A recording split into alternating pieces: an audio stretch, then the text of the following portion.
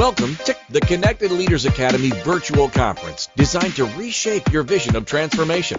As we navigate the evolving business landscape, our speakers will unveil innovative strategies to manage and initiate change.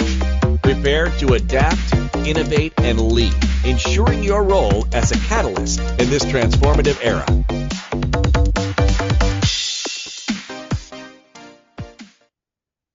All right. Welcome to the summit again. I'm super excited to be sharing with you. I'm Dr. Oliver T. Reid, the writing coach, and I am elated to be talking about legacy. Legacy comes in many forms, many ways, and many shapes. So I'm going to be sharing a shout out to Jose Escobar and the Connected Leadership Academy, Leaders Academy, just because you considered me again to be a part of something that's great. I'm returning to you as a speaker, and I want to share something really powerful with you today. I'm sure you've heard all of the other great speakers, and you guys have done some phenomenal work. I'm going to be talking about 7 ways to write your story while you're alive, write your obituary while you're alive. And a lot of times, man, we live our life day to day. We live our life in the hustle and bustle of life, and we are just passing through, so to speak, because we don't want to talk about death. We don't want to talk about, hey, leaving a legacy a lot of times because a lot of times that brings up the trauma of things that we may not can control or what we didn't have. Maybe someone didn't leave you a legacy or someone didn't leave something to you or you're not prepared. It's almost like insurance, right? We all know we need it a lot of times, but a lot of times we don't want to talk about it. And then we don't want to prepare to actually transition. But what if I told you today you don't have to wait until you expire? You don't have to wait until you are on the other side of eternity to write your story, to be able to write your story while you're alive. I have a famous quote that I always say, I'd rather write my story while I'm alive than people skim over the highlights when I die. I'll say that again. I would rather write my story while I am living than people skimming over the highlights when I pass away or expire. Many of us live our lives on a day-to-day basis, do some tremendous things.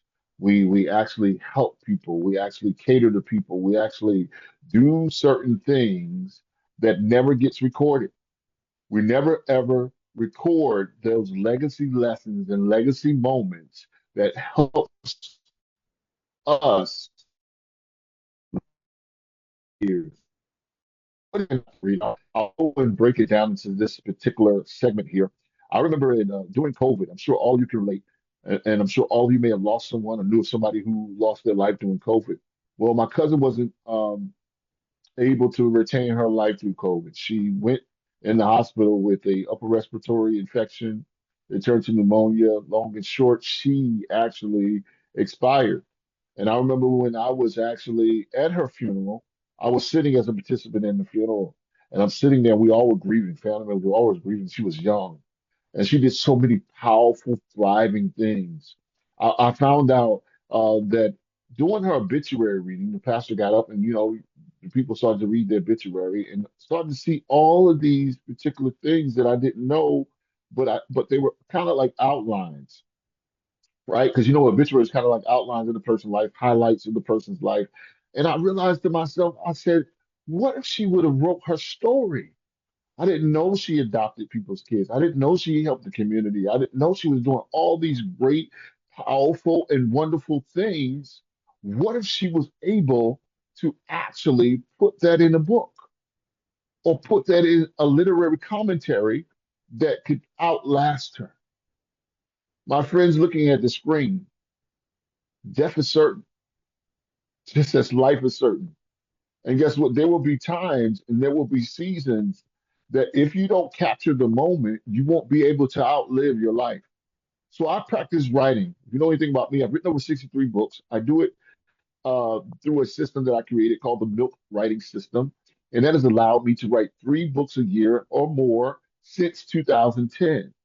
I can't tell you how many collections of different things I've been a part of, anthologies, initiatives, articles, because I am determined to write my story while I'm alive so that it outlives me. Before I get into the 7 ways that I want to show you how to do this, which you can pull out your pad, you pull out your tablet, whatever you're working with, it's going to be interactive because I want to give you the cheat codes today, how to look at this, write your obituary while you're living. Now, I want to share this really, really quickly, really, really powerful, that the number one lead generated book in the world, the number one book in the world is still the Bible. Now, I'm not going to really get religious, spiritual here. I just want to share something really, really powerful that this book was written, inspired by the Creator, inspired by God, inspired by the divine, using people's life stories that outlive them. Check this out. We can't interview Moses. We can't interview Samuel. We can't interview Joshua. These are all biblical characters that you don't know. We can't interview David. We can't even interview Jesus, right? It is actually written down in a book that still is living, still moving, still shaking, and still converting to the day, right? So, what if you took your life lessons and passed it down, right? I want to share something really, really powerful here, and I want you to get this point. I always say that we always focus on 401ks, stocks, and annuities. All those things are great. Making money, all those things are fire. But the most powerful commodity, in my opinion, is the power to leave your story to the next generation. A lot of times we leave wealth, we leave the blueprint without the story. So I want to make sure I have a grandchild. I want to make sure that my grandchild's children, 100 years from now, will still be able to pull up Papa Reid and be able to actually use it. So let's talk about one. All right. One, I want you to understand that your story matters and you have to put relevance on it. Number one, put relevance on your story. Relevance is so important. I can't tell you how many people I help publish their book, write their books, get on stages, maximize their income with the power of a book, who started out feeling that their story wasn't relevant because it was kind of similar to someone else's story. It was similar to somebody else's story. So they were like, listen, I don't feel like I'm relevant. Your story is relevant because you lived in that time where, guess what? Nobody sees, nobody experiences, nobody can relate like you do. Your relevance matters. So when you write your story to remain relevant, right? Because relevant is what you are going to put emphasis on in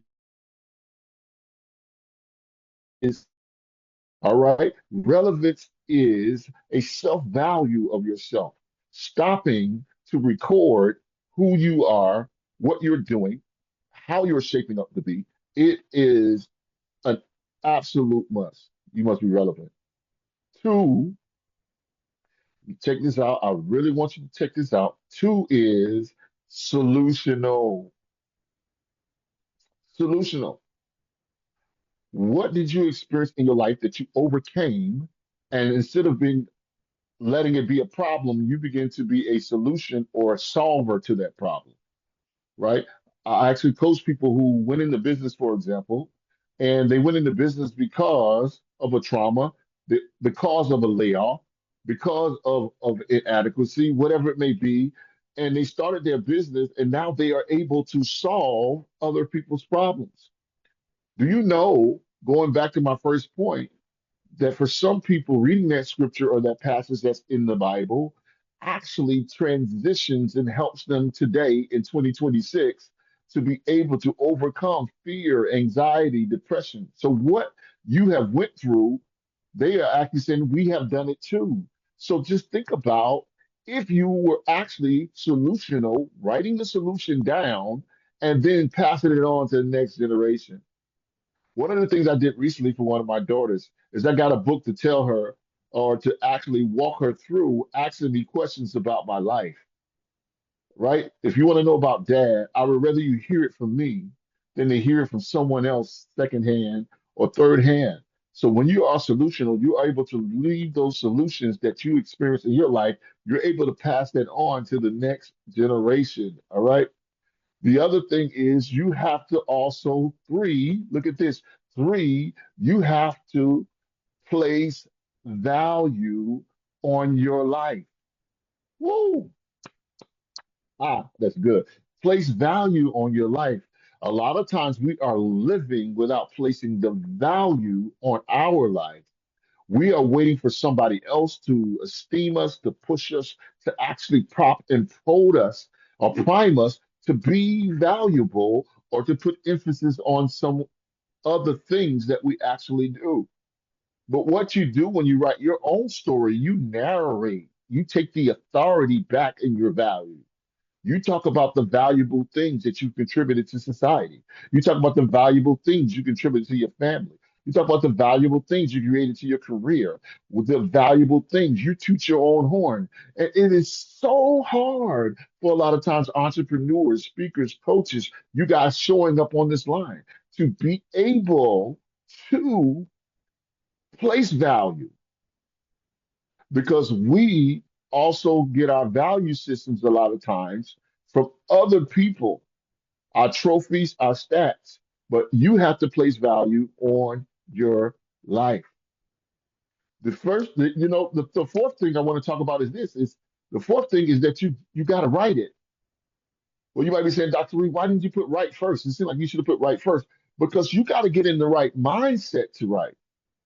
Some of you on the other side, and I want to help you, want to write a book, but you don't see the value. You don't see the relevance. You don't see the thing that you solve. So before you start writing, a lot of times you gotta really get in that mirror, stare eye to eye, and say, what do I solve and what value do I bring? And now it's time to write.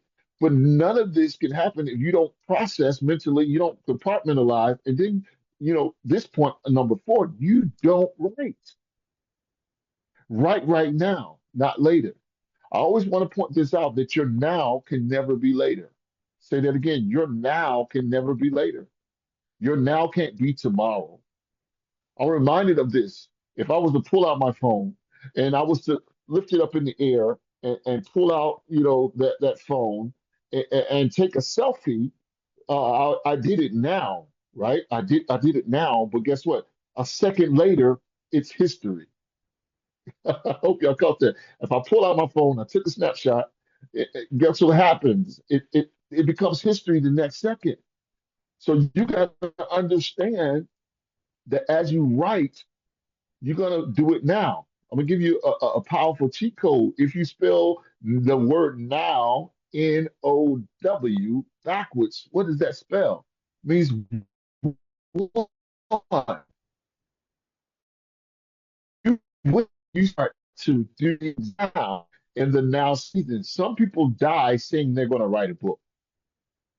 So now they have to rely on a piece of paper if somebody liked them, if somebody really esteemed them to tell their story. But I would rather write my story while I'm alive. Write this down and to skim over the highlights when somebody dies or when I die. I want to be able to own my story because based on what I may have physically left people, they may have a different viewpoint of who I was. And I want to narrate that story.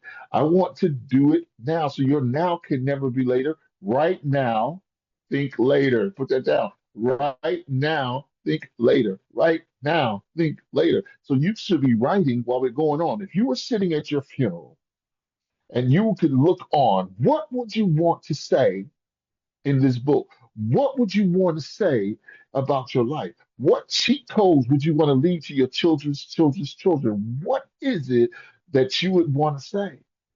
I would never want to leave a life, write this down. I wouldn't want to live a life leaving a blank page. Whoa, Dr. Reed, you're talking good.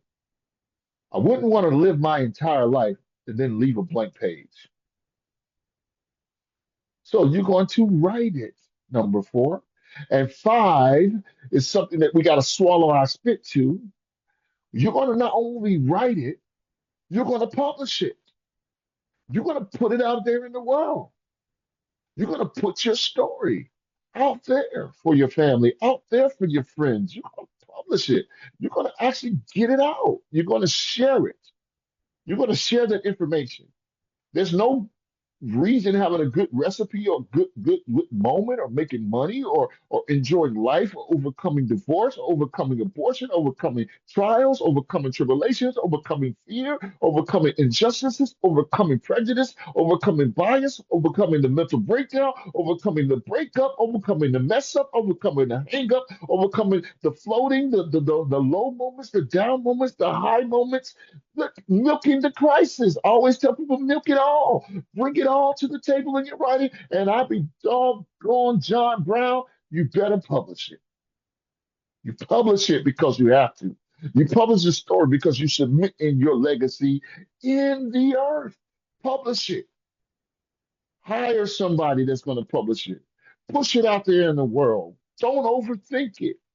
A lot of times we get overthinking is a possibility. It never happens. I always say this, and I want to share this. Look at this. Procrastination breeds contamination. Write that down. Procrastination on your story breeds contamination. I'll say it again. If you procrastinate, you get stagnated. You get, if I had a quarter for everybody I talk to say they're going to write a story about their life or they should write a book, I'll be a wealthier man. Miles Monroe, a famous preacher, amazing philanthropist, amazing scholar, said these words. He says that the greatest gifts are in the graveyard, the greatest talents are in the graveyard. The greatest gifts. And I love that quote because some of us die with our story inside. I want to shake you today.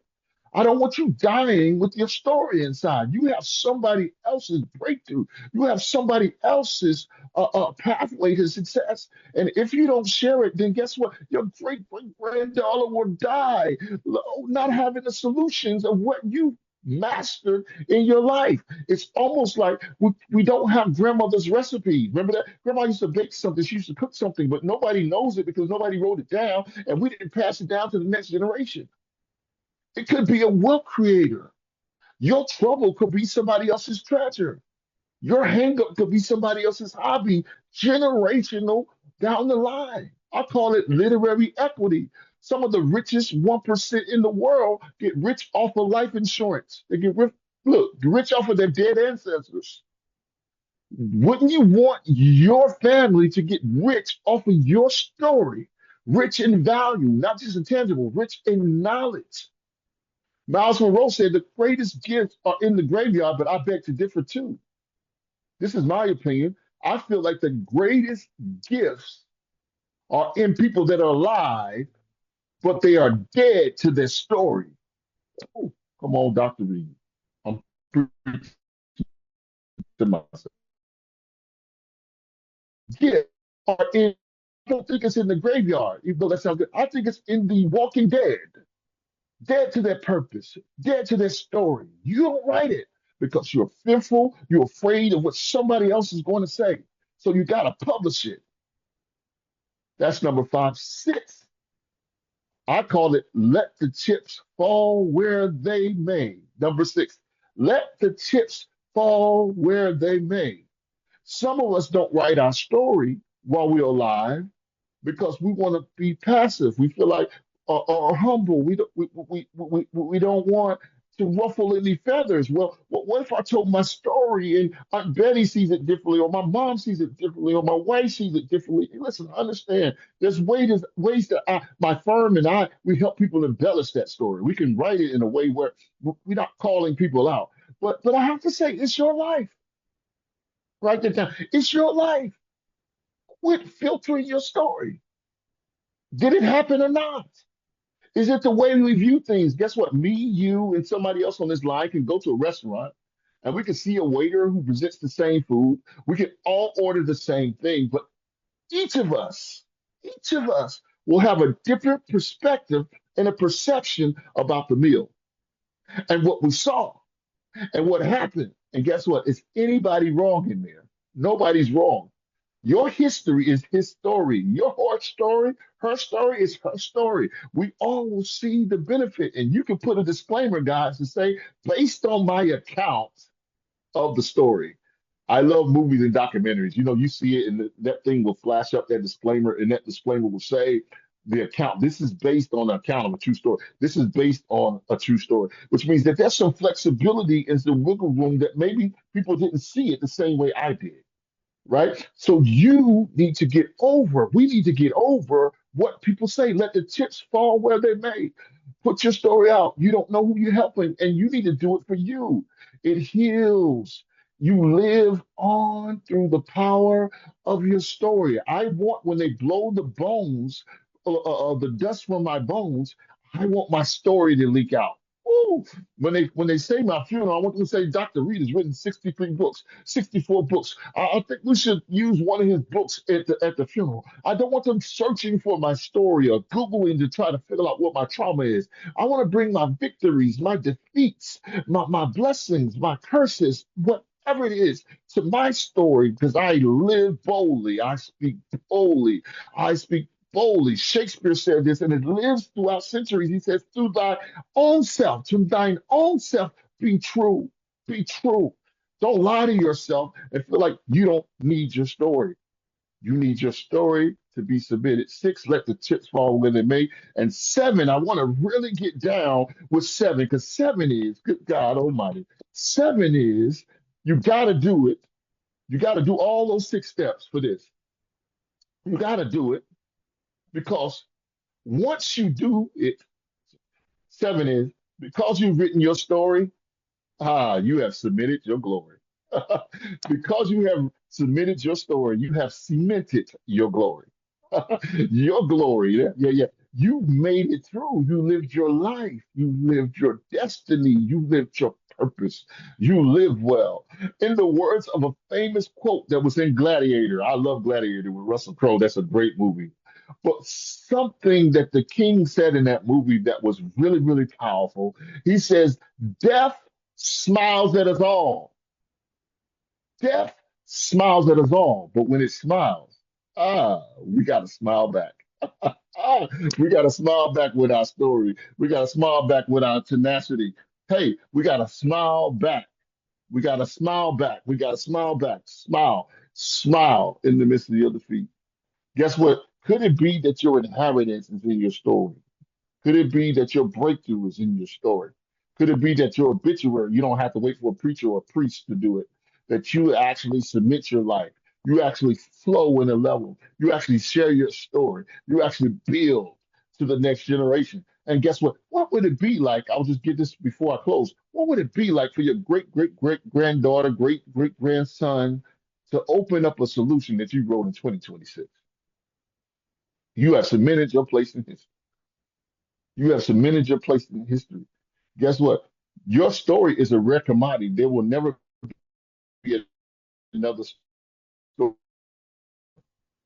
There will never be an account, even if they make movies alike. So your story has to be shared while you're alive so that people won't skim over the highlights when you die. Guess what? And I want to tell you today, if you haven't written your story, you're not late. You got time. So never, ever rush your life. Take time out for you. You lived it. You've earned it. You deserve it. I see your story. Let's go. That's right. Thank you for participating in today's enlightening session. As we transition to our next expert, remember that each strategy and insight is a step toward becoming a transformative leader in your field. Visit connectedleadersacademy.com to stay engaged and informed. The journey of change is ongoing. Let's move forward together.